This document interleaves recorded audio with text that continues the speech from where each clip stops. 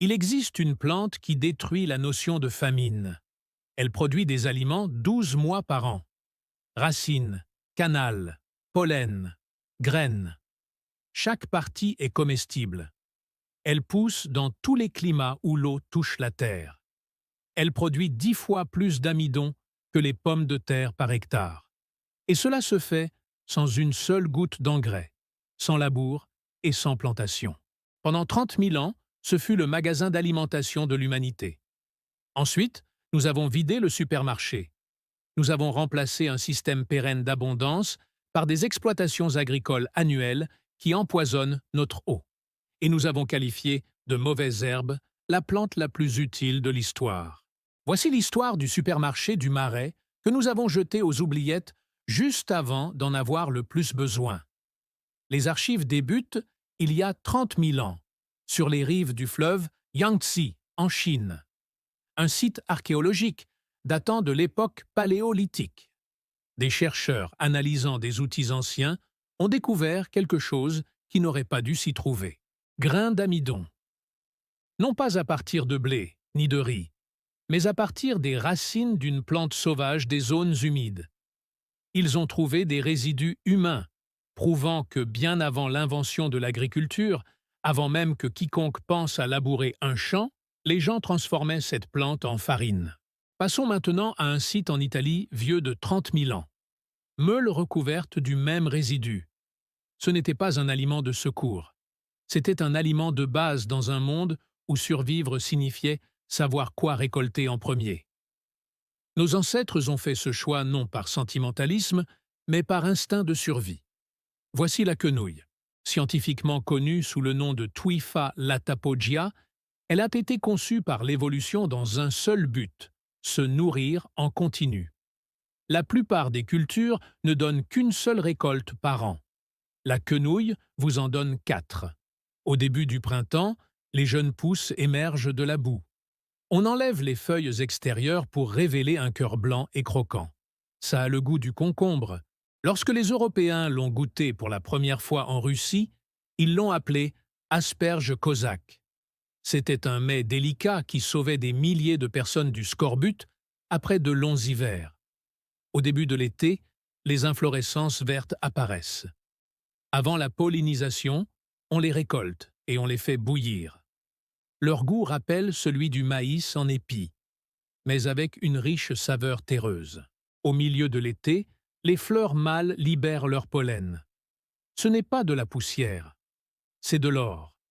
C'est une farine riche en protéines, prête à être récoltée. Vous pouvez secouer une seule tige et en recueillir des cuillères à soupe. Les peuples autochtones le mélangeaient à de l'eau pour faire des gâteaux et des pains d'un jaune éclatant. En hiver, quand le reste du monde est mort et gelé, le véritable trésor attend sous terre. Tu creuses les racines, les rhizomes. Ils contiennent de 30 à 46% d'amidon en poids. Un acre de quenouille peut produire 6400 livres de farine. C'est plus que du blé, plus que du maïs, plus que du seigle. Et vous n'avez jamais planté une seule graine. Le peuple Paiute avait un clan appelé les mangeurs de quenouilles. Les Kaïlas se désignaient eux-mêmes comme le peuple des quenouilles. La vaste base de données ethnobotaniques de Daniel Moman répertorie l'utilisation des plantes par les Amérindiens. L'article sur les contes de chats est l'un des plus longs du livre. Pratiquement toutes les tribus vivant près de l'eau comprenaient la mission. Ils ont fait sécher les racines pour les conserver pour l'hiver. Ils les ont pilées pour en faire de la farine et du porridge. Mais il ne s'agissait pas seulement de nourriture. C'était la technologie. Ils tressaient les feuilles pour en faire des nattes imperméables pour les wigwams.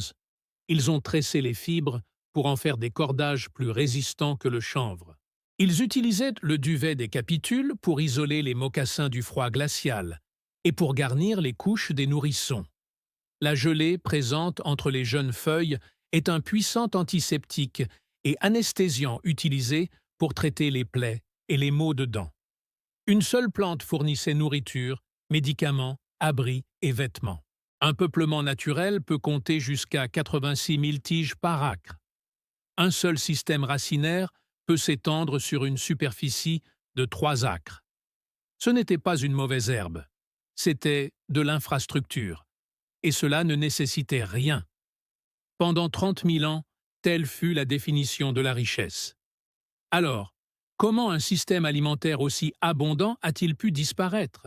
Ce n'est pas la nature qui l'a tué, c'était la politique en vigueur. L'ère a débuté en 1849. Le Congrès des États-Unis a adopté la première loi sur les terres marécageuses.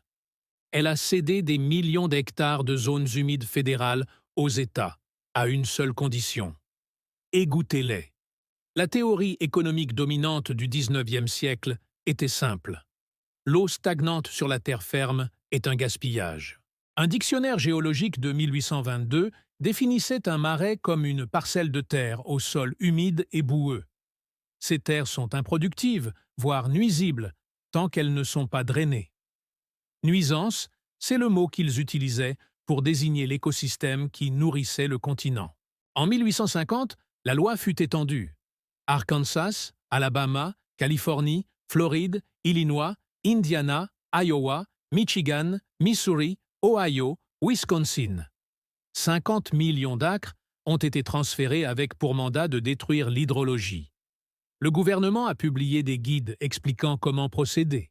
Des titres comme « Drainer pour faire du profit » sont devenus des best-sellers. En 1902, l'invention de la trancheuse à vapeur Buckeye a mécanisé la destruction. Elle pourrait poser des tuyaux de drainage plus rapidement que 100 d'hommes. Le grand marais noir de l'Ohio, autrefois un immense puits de carbone et une forêt nourricière, a été complètement asséché. Les Everglades de Floride, soit 20 millions d'acres, ont été canalisés et détournés. Le delta du Sacramento-San Joaquin a été asséché. Entre les années 1950 et 1970, le drainage agricole, à lui seul, a détruit 12 millions d'acres de zones humides. Sur les 221 millions d'acres de zones humides qui existaient autrefois dans les 48 États contigus, il n'en reste que 103 millions. Plus de la moitié est déjà consommée. Et avec elle, les quenouilles. Qu'est-ce qui a poussé à leur place? Le maïs, la région agricole la plus riche du monde.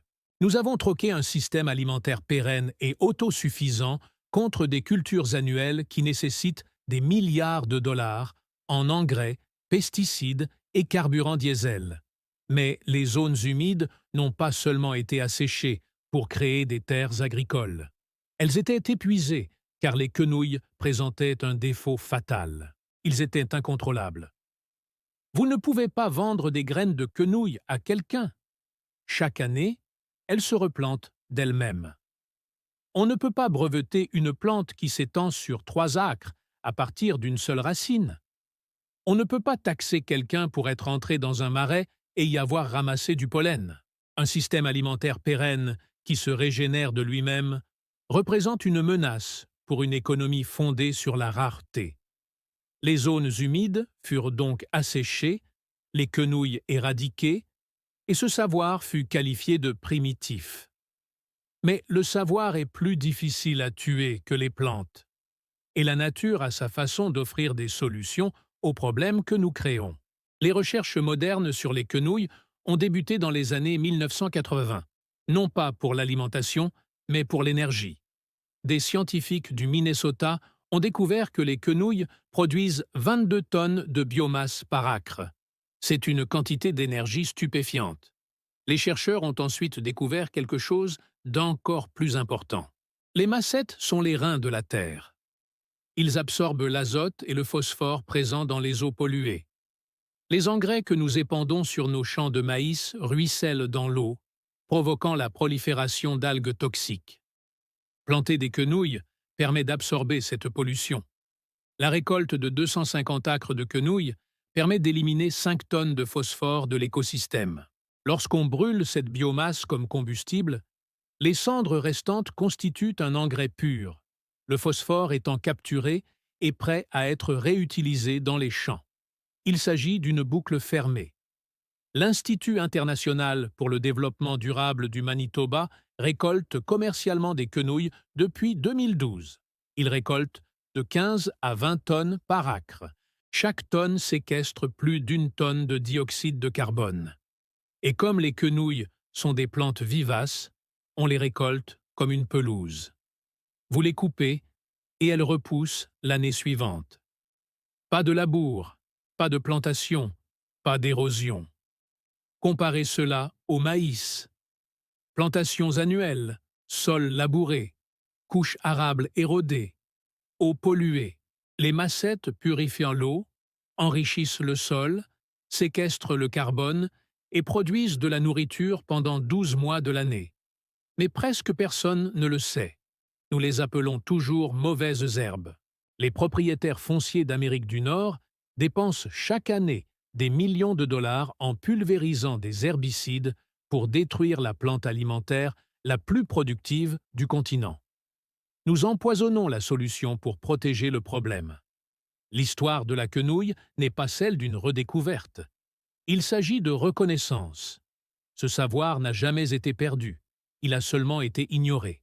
Et maintenant, alors que le monde dépense des milliards pour concevoir des cultures résistantes à la sécheresse et des machines de capture du carbone, la solution se trouvait là, au bord de la route, dans le fossé. La plante qui a nourri l'humanité 12 mois par an. La plante qui a survécu au drainage de 65 millions d'acres. Elle n'a jamais cessé d'offrir ses cadeaux. Elle attendait simplement que nous nous en souvenions. Ce savoir n'est pas perdu. Elle pousse dans tous les marais, sur toutes les berges, au bord de tous les étangs. La plante que nous appelions mauvaise herbe pourrait bien être l'avenir de la survie. Cela nous demande simplement de regarder au-delà du profit généré par la charrue et de voir ce qui a toujours été là. Le supermarché du Marais. Si ce coffre-fort vous a révélé quelque chose, abonnez-vous à Nature Lost Vault et activez les notifications. Chaque j'aime et chaque partage contribuent à préserver ensemble ce savoir. Le prochain coffre-fort ouvrira bientôt.